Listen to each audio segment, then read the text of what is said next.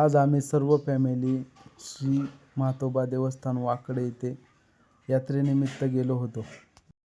तर पुढे पाहूया.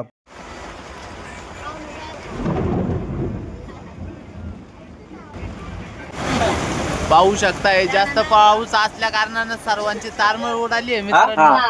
आता खूप उशिरानंतर पाऊस उघडला आहे. आता आम्ही आमच्या कुलदैवताला चाललेलो आहे. आता तिकडे गेल्यानंतर पोहोचल्यानंतर तुम्हाला खूप काही माहिती देऊ शकतो. पाऊस थांबला आता काय म्हणायचं का तुला? थांबलाय आता आम्ही चाललोय, आमचा प्रवास चांगला चाललाय.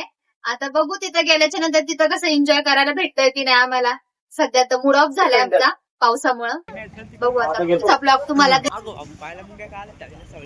पाहू शकताय खूप पाऊस पडून गेलेला आहे इथं, पण पाऊस आता थोडा कमी झालेला आहे. तर आम्ही शिर्डी येथे पोहोचलेलो आहे आता. मग तेच शिर्डी.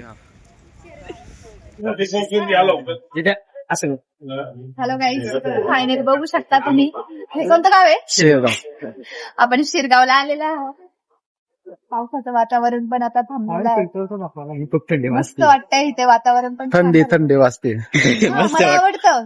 तुम्हाला आवडत असेल की नाही ते तुम्ही कमेंट मध्ये सांगा. वाटला प्रवास, इथं दर्शन भेटलं मोकळं, बस बाकीचं दुसरं काय नाही. तर फायनली मित्रांनो आम्ही वाकडे येथे पोहोचलो. पाहू शकते जास्त पाऊस पडल्या कारणाने इथं देखील जास्त दुकानं देखील लागली नाहीत. तर आपण पुढे जाऊन पाहूया.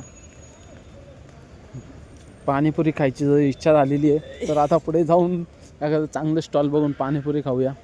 वडापाव खायचं पण मन झाले, वडापाव पण खाऊया. तर महाग झालेल्या वडापाव असल्या कारणाने तर आपण वडापाव खाणार नाही आहेत. तर फायनली आता आपण मंदिरात शेजारी आलेलो आहे मित्रांनो. तर पाहू शकताय तुम्ही इथं.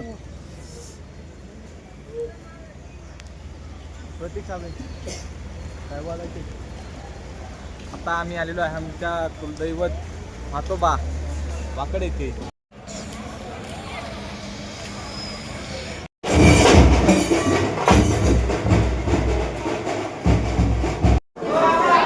पाहू शकताय जास्त खूप गर्दी आहे मित्रांनो इथं.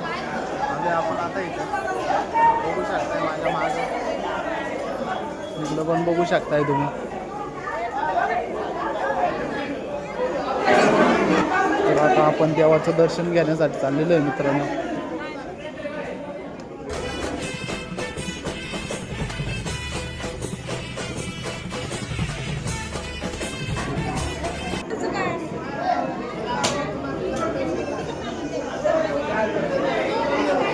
पहिल्यांदा जोडीने आले, कसं वाटलं तुम्हाला?